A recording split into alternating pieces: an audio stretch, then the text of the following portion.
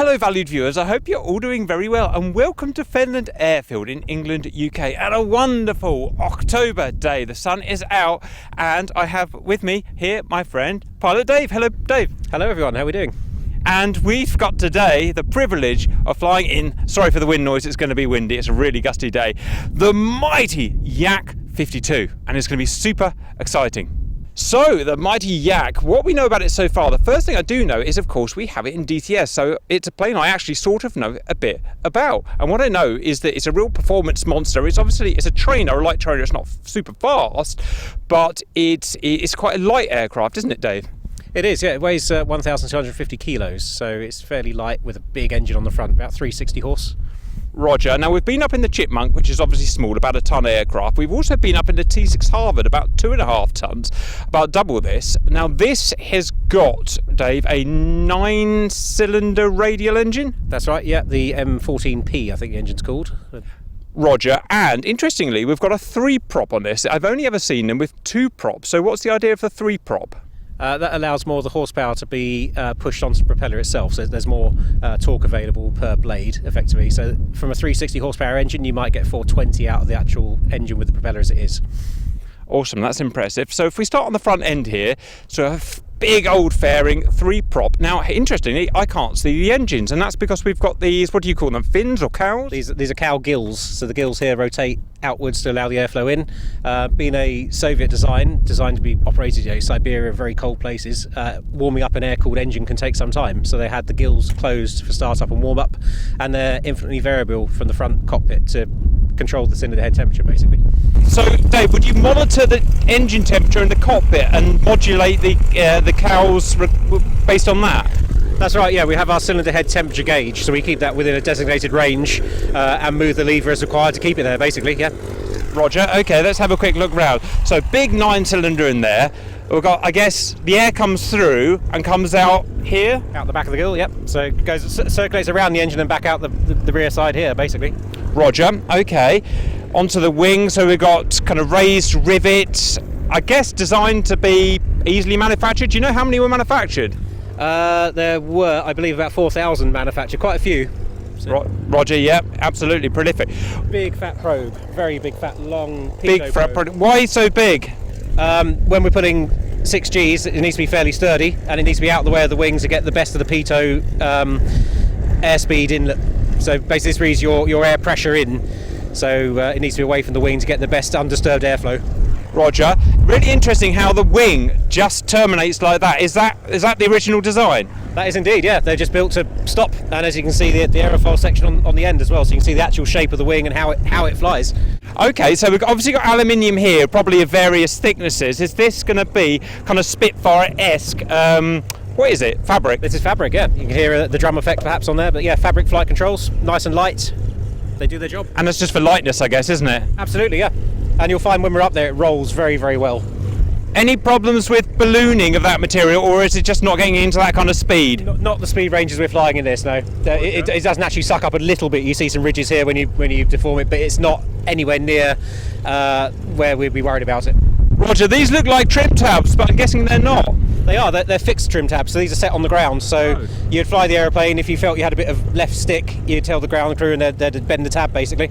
And you see there's holes drilled in there to help it bend, you just bend it with some pliers. That's so friggin' Russian. Amazing, right, okay. Gear indicator? Yep, main gear indicator. Roger, I love that Russian way of doing things. I don't know. Was it a Russian thing or was it just everyone? Of the time, if you can't see your gear and you don't necessarily rely on the lights, then you have to have some form of visual indicator. Spitfire has one. It's just a thing of these aeroplanes, really. Roger, okay. Fuselage, so, you know, normal fuselage, aluminium fuselage. Anything of note? As we're a pneumatic aeroplane, so we've got pneumatic brakes, pneumatic flaps, pneumatic gear, and pneumatic engine start, we have our air bottle source here. So to fill up the reserve tank, we can take this off and fuel it to, I think it's 3,000 psi through this port here. Why pneumatic? Why not hydraulic? So again, same with the engine cooling, because we're looking at operating in very cold areas perhaps, then it's a case of making sure everything works every time. So batteries aren't particularly good in the cold, so a pneumatic system generally is going to be much better. There's less moisture in cold air and so on, so it's just a more reliable system for cold temperature. Do you have a way of monitoring the pressure in cockpit? Yep, we have our gauge in each cockpit, and shows that I think it's in bar, certainly in bananas anyway. Right, that's one thing we've got to get used to. We're going to the metric system today, valued viewers. Right, okay, let's have a look here. So, horizontal stabs, nothing of... and again, wow, look at the size of those elevators. Why so big? Power, really. I mean, it's looking at the length of the aeroplane. The fuselage is a very long fuselage here, and it's primarily, as well as a trainer, an aerobatic aeroplane. So when we pull this later on, it will move that tail very quickly, and we're very good at pulling that high G quick into the vertical and so on. So it's to control the aeroplane. Roger, that's one thing I didn't mention at the beginning. Yes, it is a trainer aircraft, but it is also an aerobatic, designed as an aerobatic aircraft, and they perform in displays pretty much all over the world, as far as I know. Okay, rudder, Spitfire-esque rudder, again relatively chunky. And again, fabric as well, and big throw in it, as you'd expect for something of this size. It's basically a big tailwheel aeroplane on gangly tricycle gear, so yeah. We're talking kind of Chipmunk Harvard style controls here, just because it's that kind of era of design. Roger, and big chunky trim tabs I see there. Yeah, very big chunky trim tabs, and they're very, very powerful, as you'd imagine. So yeah, move this tab a small amount that way, pushes the elevator up a lot. Roger, and obviously everything's mechanical linkage. Yep, it's all mechanical, yeah, nothing clever in this aeroplane. Why have we got a window here? Right, so there's a number of tragic accidents with Yaks where there's no floor. When we get in there, you'll see there's no floor at all. And being an aerobatic machine, things can move up and down. So if you drop a pen or a piece of navigation equipment, it can roll back to the back of the aircraft. And in here is your flight control runs, pulleys, cables, balances and so on. And a number of Yaks got caught out with things restricting flight controls, and unfortunately ended up as smoky holes in the ground. So a window here for the pre-flight inspection, see if you can see anything in the way, and a good tap along the bottom as you walk around. Roger, one massive thing we've missed, or I've missed, is that of course when it's our first plane we've flown that's not a tail dragger, so that's going to be a nice treat. Something different, isn't it? Yeah. Roger, I guess, is there any reason for that, or just how they designed it? Just the way they designed it. If some of the modern owners have converted them to tail draggers, actually, there's some nice tailwheel Yak-52s. The Yak-50, the single-seat aerobatic airplane, is a tailwheel airplane. So it's just what the designer wanted at the time. When these are in service, you'd be going on to the MiG-21, I guess. So yeah. Handling-wise, it's got the cast-ring nose wheel, pneumatic brakes, and the same as the MiG-21. You've got to use the rudder and squeeze the brakes to turn.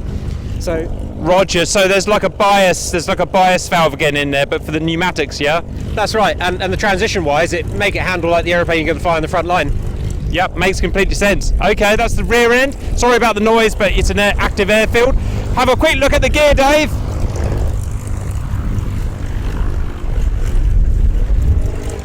Okay, moderately chunky. Now these don't go all the way into the wing. They retract, but then they just go lock in an upwards position. That's right, yeah, so the tyre is going to sit just about here when it comes up, and there's your mechanical lock.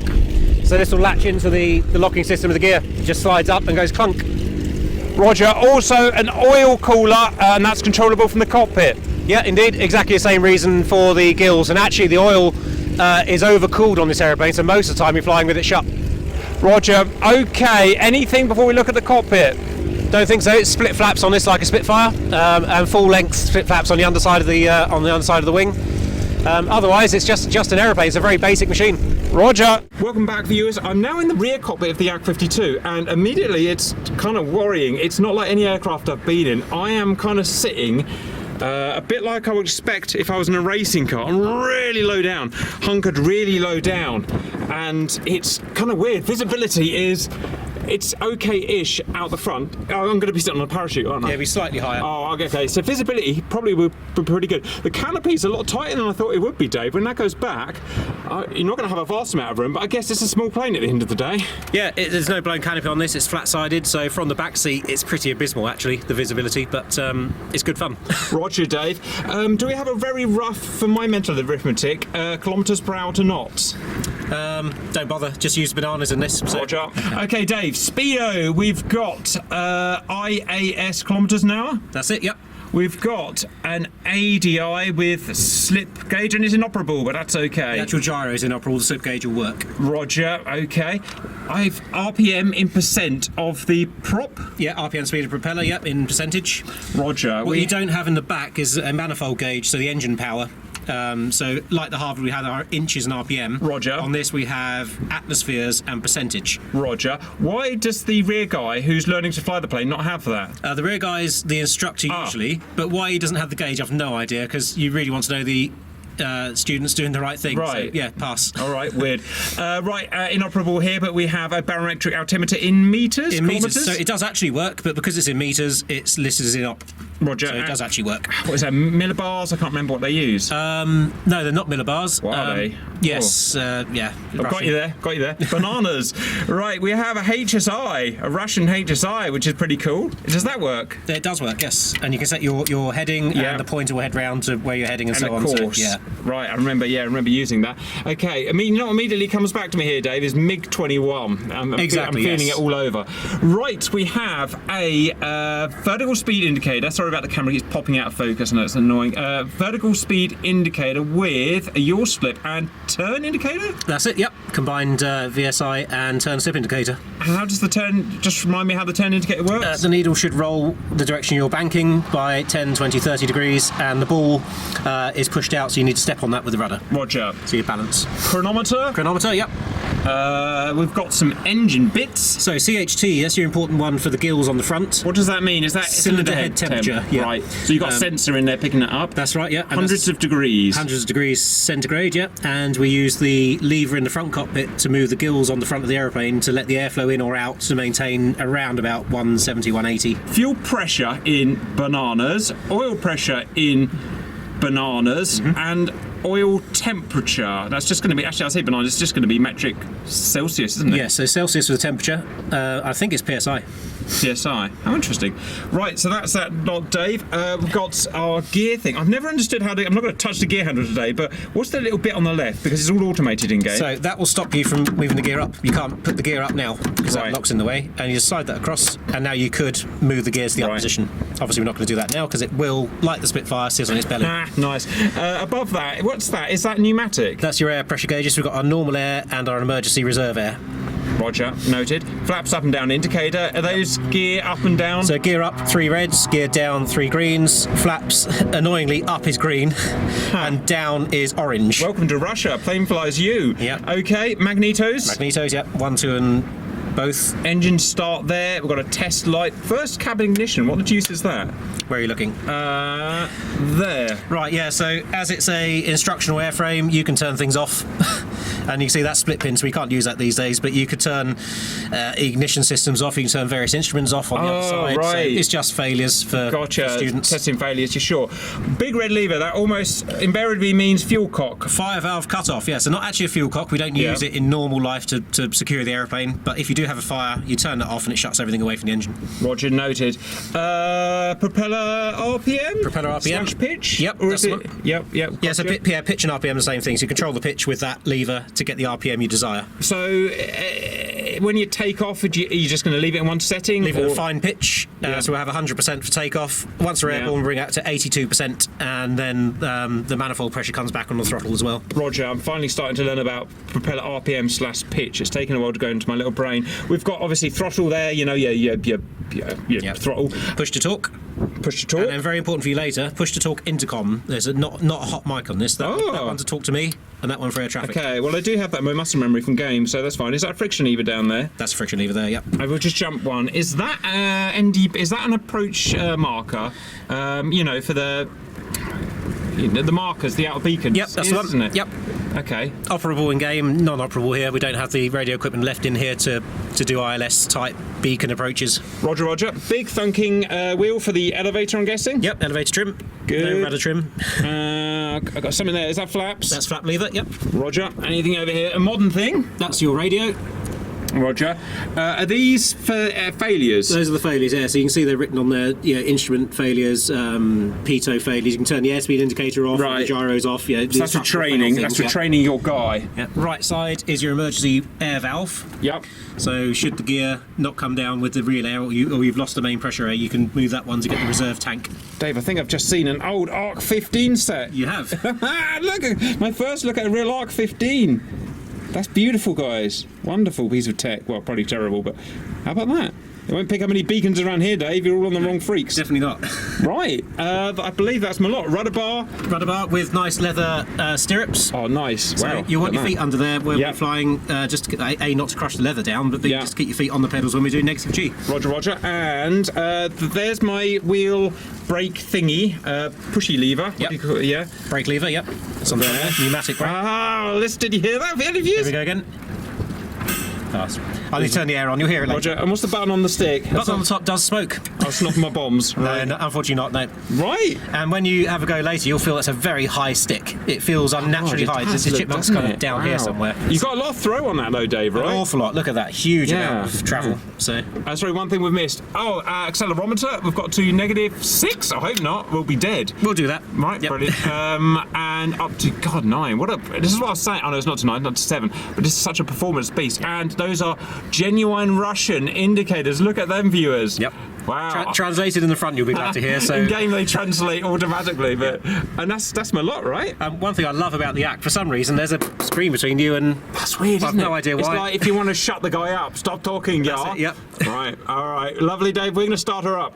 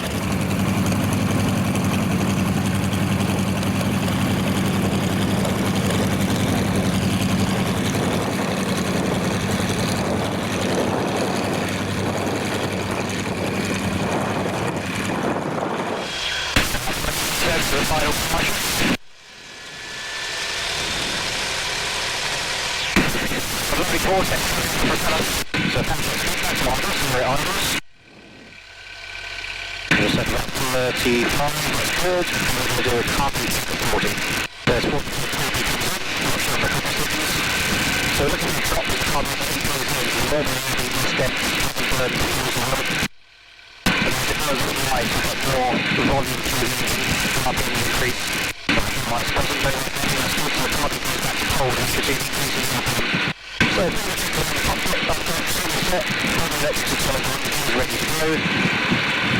set, we have all the timers locked. Electrics on, over the kills, lock those there, and good. Roger, ready. Excellent, let's get going. Ben and Golf, Oscar Zulu ready for departure 18.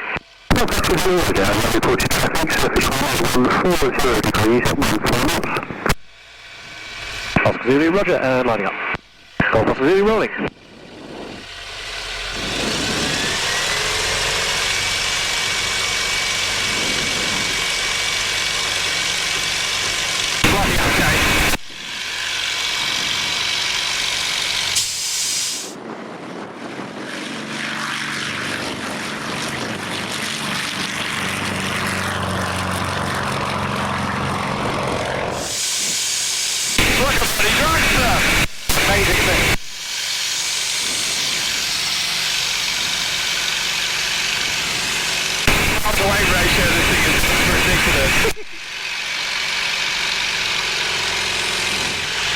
Now back in cruise power, I'm keeping my eye on the T's and P's and the airspeed. I'll slip my gear lock back in, and we're climbing away nicely. Golf Oscar Zulu departing the circuit to the northeast. Right, okay, you're on control. Ready, you have control. I have control. So you see the airspeed above 210 for good where it is now, and anywhere you like, do we not? Roger, is that heading 070? Yeah, roughly it's heading towards the wash spotting area. You see it out there to the 11 o'clock. Copy.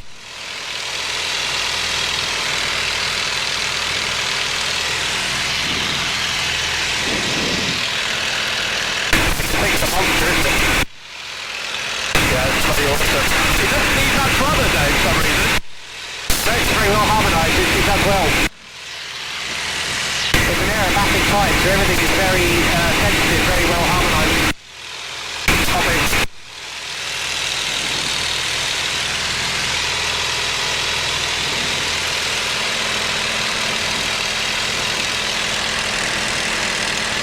When you roll, do you tend to keep your head straight or just keep it with the plane, if that makes sense? I don't be looking to the turn, so I'm looking around. Roger.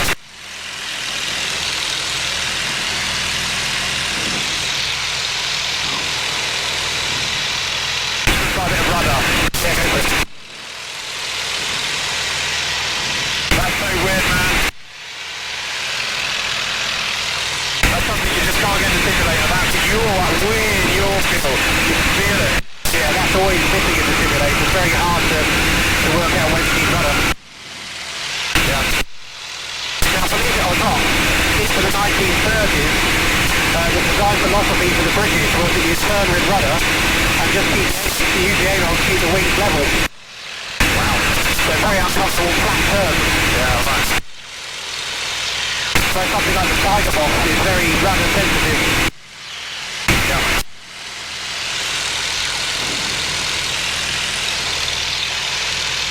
So we're 2 minutes into the flight, already passing 2,600 feet. Yeah. And about 5 miles from the airfield. That's what you get to the sea.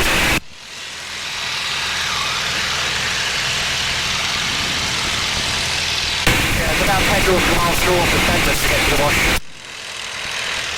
What's the sat front of you? I can't see what your head movements are, but when you make a turn, you just look into the turn you're making. That's all around other aircraft that may be nearby. I think I said to you in the past in the harbours, when you're playing DTS, your head movement is generally looking straight ahead, isn't it? Yeah. Always who you can look around for. Understood. Radio, good morning, Tango Alpha, Papa Sierra. Papa Sierra, from radio, good morning, Radio Short. Radio morning, at 10, 0, 1. You make that 3,000 feet, Dave? I'll make that 3,500 feet. What's up? About now. That's good numbers. Oh, the tide bit, right.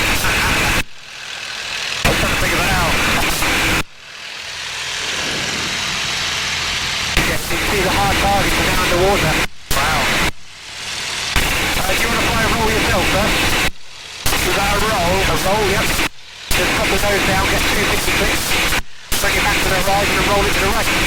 Pop the nose up, yeah. Yeah, that's come. That'll do, now roll. Harder, more roll, more roll, more roll.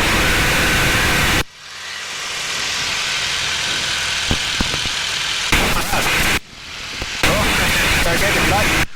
Left. Yeah, stick the nose up a bit more. Go.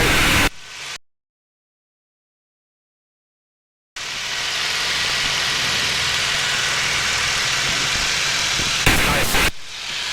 Awesome. Okay, go nose down, 300 clicks, and then we'll fly a loop at about 3.5 G. Did you say loop? Yeah, so 300 clicks, nose down, then pull up about 3.5 G.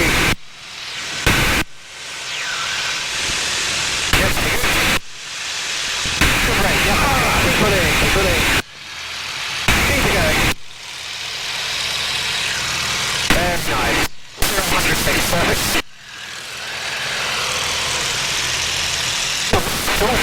Right. Very nice. So your Mustang version A10 dogfight you released the other day, what you just felt there coming out the loop is what the Mustang does with one wing let go. We saw that button thing. Yeah, we had bumping on one wing, so it dropped the wing that stalled. Roger, do you want to take over, Dave? Yep, I have control. You have control. Right, let's have some commentary. Let me know when you feel sick and we'll stop. Roger. So, dialing in, we'll start looping. So, using the energy, using the geometry. 300, off we go. 40.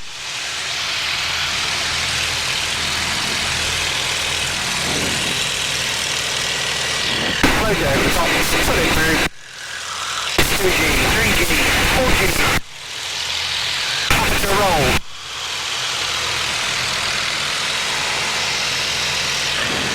1, 2. Okay, tight your straps, we'll go vertical in a minute. Stand by. Ready. Right, here we go then.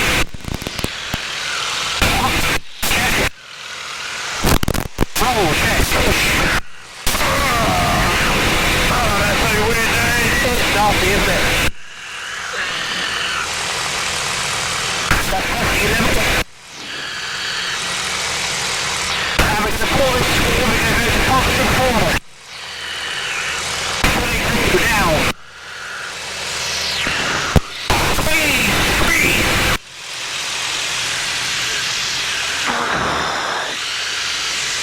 Plus 4.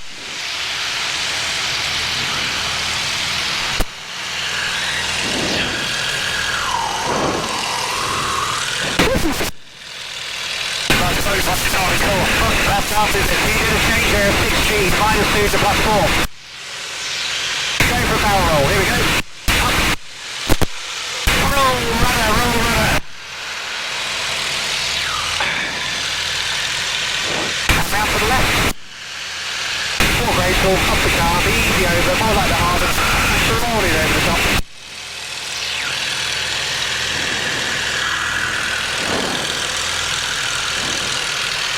Feeling okay? Yeah. Go for a loop. Yeah. Looping now.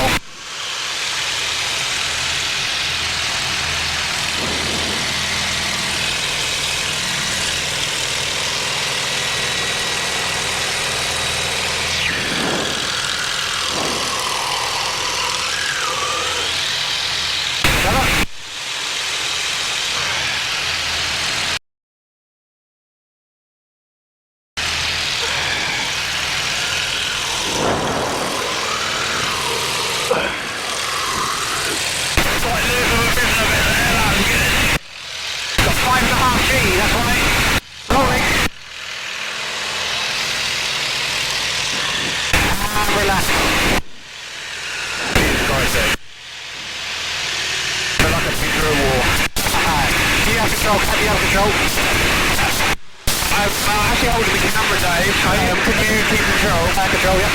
Yeah, fell off our first move. I'll sort it out. Okay. That's annoying. Yeah, but I can fit, so it's okay. Okay, it's back. I was filming, so it's just going to be a bit wobbly. I have control. You have control. Oh, that was nice, Dave. So, strafing targets on your right. You want to have a go at those? Yeah. Pistol. On it is. 250 and stagger. Just there coming up, Dave. And basic. It's one really interesting how light controls go when you're getting slow. You feel the airplane guide you through the speed regime. I'll just with running on that. I don't even bother with the runner in this plane. I'm just kind of say not much. Passing on radios.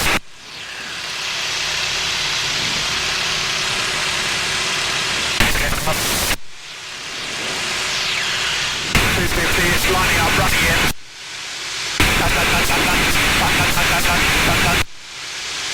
Evasive. 250. And level out. Very nice. but the old pop pods are pretty much done. You want to head back. Okay, do you want to take us back? Roger. Right towards those wind turbines there, will do.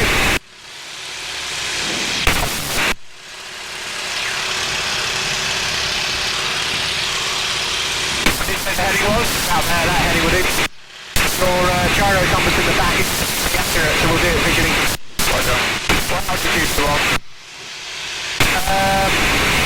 Another 1,000 feet off, so what's that, 1,500 meters? We're going to make it back without the use of the back this time. Really unlike today. I skipped my breakfast today. We haven't done a Grim Reaper's taxi off yet, have we? I did do a partial open last time, but God, it's silent. It is. Imagine that with F-22. Something. Yeah. 20 degrees test. There's a lot of these privately owned trainer aircraft. The back cockpit doesn't matter when you're flying solo. And if it's no longer doing training flights, you don't need it all working. 30% of money to just study for the US. I'm teaching the owner in this to do aerobatics and unusual attitude recovery at the moment. Roger. Attitude's good there if you want to level up. Position for the rudder brake on 1-8 ascendant. That's standard. Golf Oscar Zulu running in 1-8. Here we go.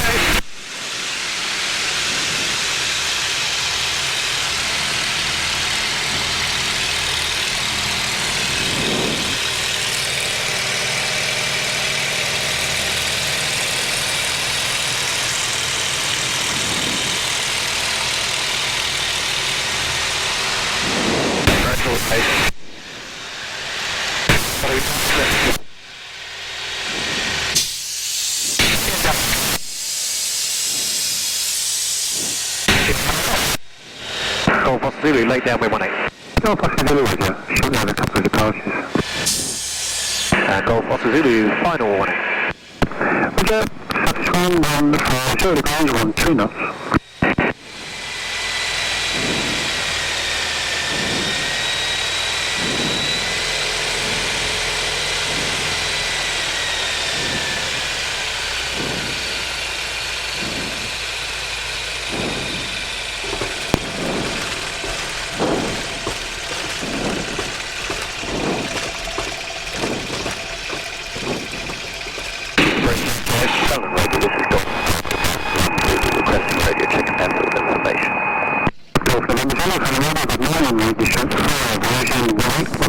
Circuit, 1,000 foot, QFE 1013.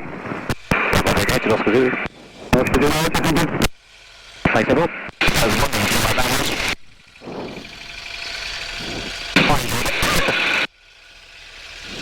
And again, good handling, you should consider getting a license.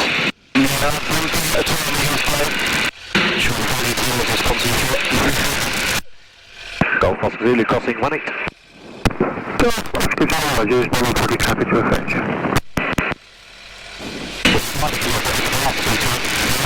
Still there. Taxing deck. Golf. No way. I think this machine's flying up. Direction 140, circuit wind about 1-2 knots.